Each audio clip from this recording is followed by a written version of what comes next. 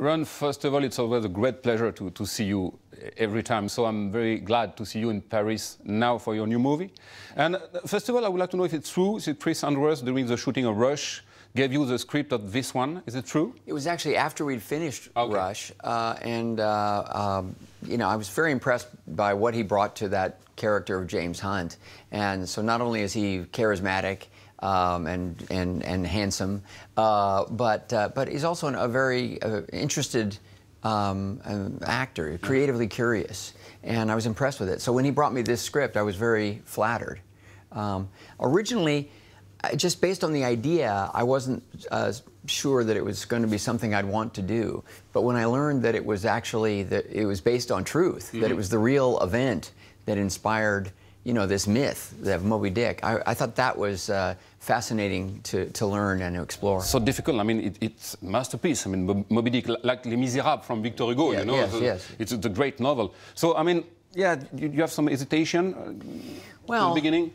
The real hesitation was whether I could present it in an authentic enough way to really transport the audiences. So this was really my goal. I trusted that the audience would be curious about this, and I did find some links between the mythic Moby Dick and the novel, and I found evidence in the story of the Essex where I could find places to sort of include it. But for the most part, I just wanted to make sure that it was that an audience could lose themselves in this experience of seeing the movie for that couple of hours, you know, to just go to another place and see something and know that it really happened.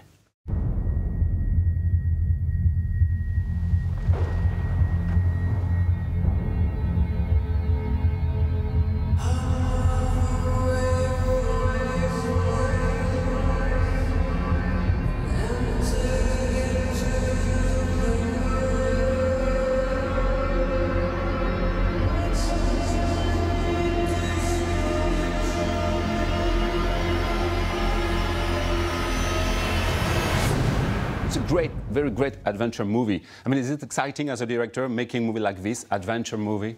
Well, it's more exciting to think about it once it's over. But no, it is an adventure. Yeah.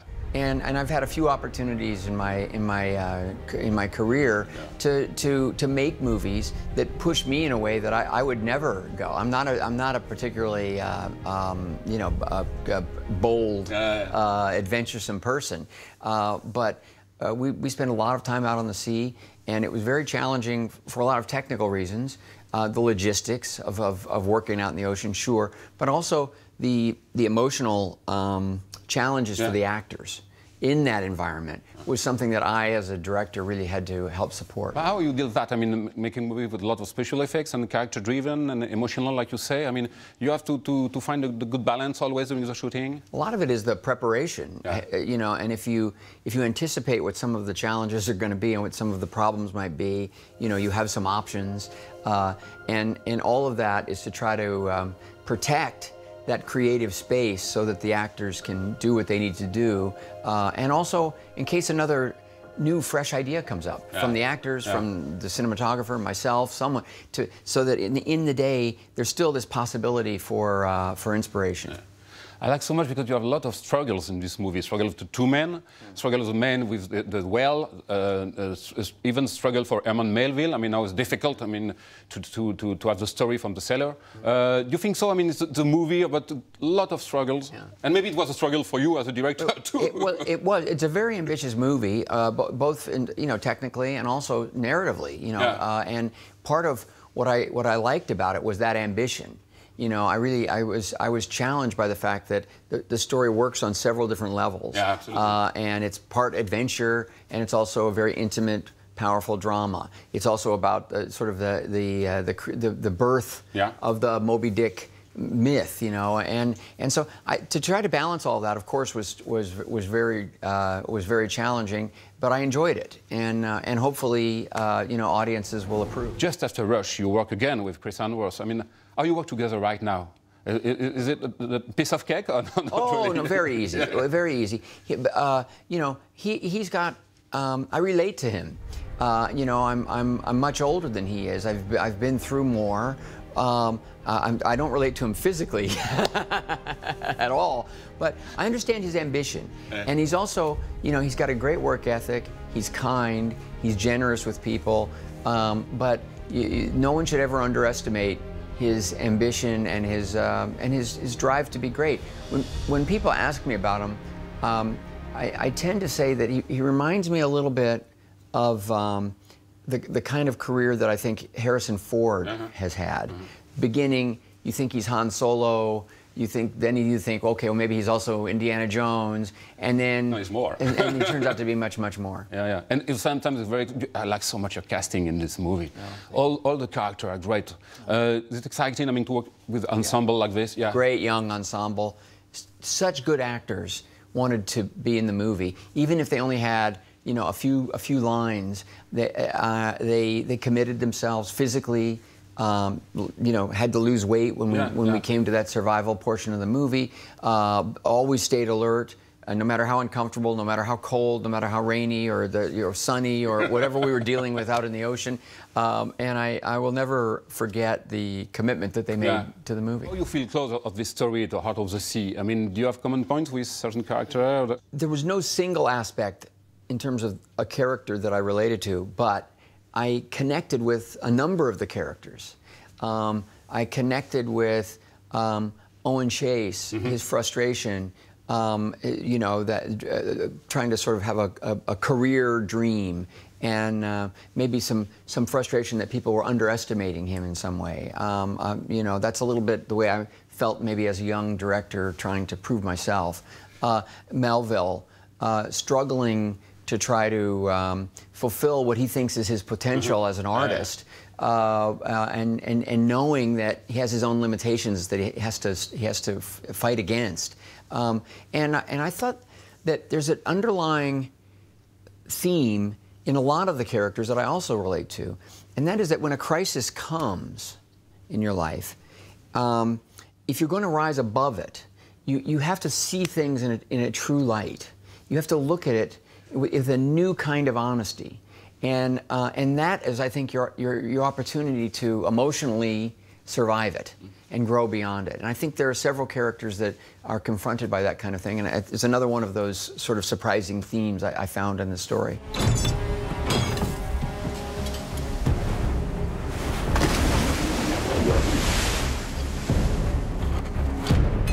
Never seen a whale do that. Mr. Lawrence, take the wheel. Mr. Ramsell, you are the other end of the line to the foremast. Aye, sir. As I live and breathe, he's mine.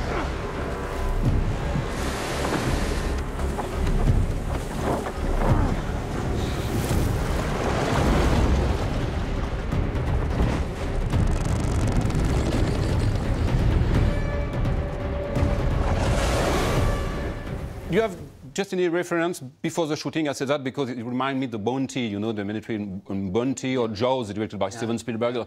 Yeah, you have this kind of reference? Well, I had a number of them. Yeah. But I felt like that this was not like, our whale was not like the shark in Jaws, that was a single-minded predator. Absolutely. But was more like, to use a movie myth, was more like King Kong. You know, a sort of a force of nature awakened, who then turns, you know, on the intruders. And in this case, man is the intruder. But it's also a very noble story and a heartfelt story of survival and brotherhood and what it takes in the wake of a disaster to survive.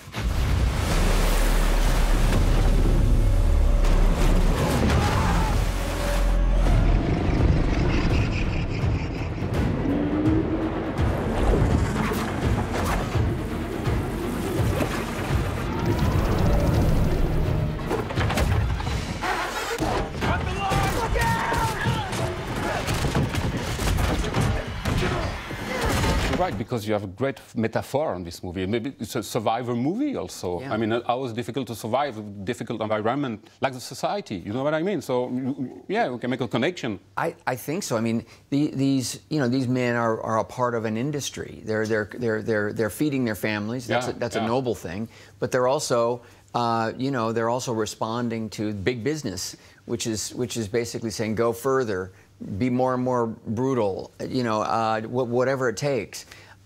And when they're confronted with this challenge, you know, in the force of this, you know, this whale, you know, some of them adjust their thinking, and they grow from that. And I think, yeah, societies and individuals all have to do this. But to take another metaphor, yourself, right now in Hollywood business, you feel like a fish in the water? I think I'm in the water, but there's a lot of current. I have to swim extra hard because we're in a revolution. I mean, it's just as there was an industrial revolution.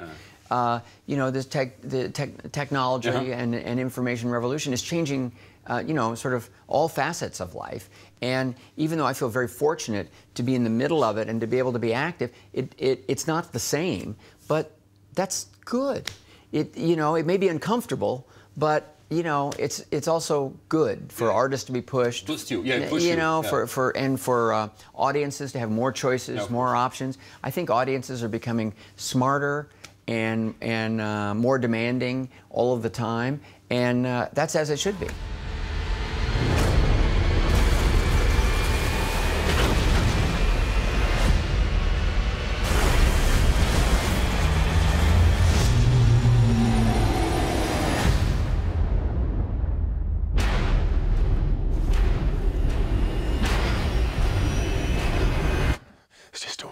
When I was doing a movie in the mid-'80s, Cocoon, which was about a lot of senior citizens in Florida, and aliens come and help them get the fountain of youth in a way. Swimming pool. Yes, in the swimming pool. Well, anyway, there was one man we cast in a very small part there who, so this is 1983 or 4, he was 96 years old then. I mean, he had been too old to fight in World War I. And here he was alive in 90, still very active, driving his car. But he had also been in the silent movie business in New York before it even moved to Los Angeles. Yeah. And I said, well, this must have changed a lot. And he said, no, it hasn't changed very much, except now you have this nuisance of sound. He said, so we used to be able to just talk or play cards when the camera was rolling and it didn't bother anybody. But now you have to shut up and be quiet. But otherwise, it's kind of the same old crap. And the process still is the same. It's find the story, tell the story, capture it, edit it, share it with an audience. Do you have a new project? You produced a documentary about the Beatles, no? Well, I'm a director.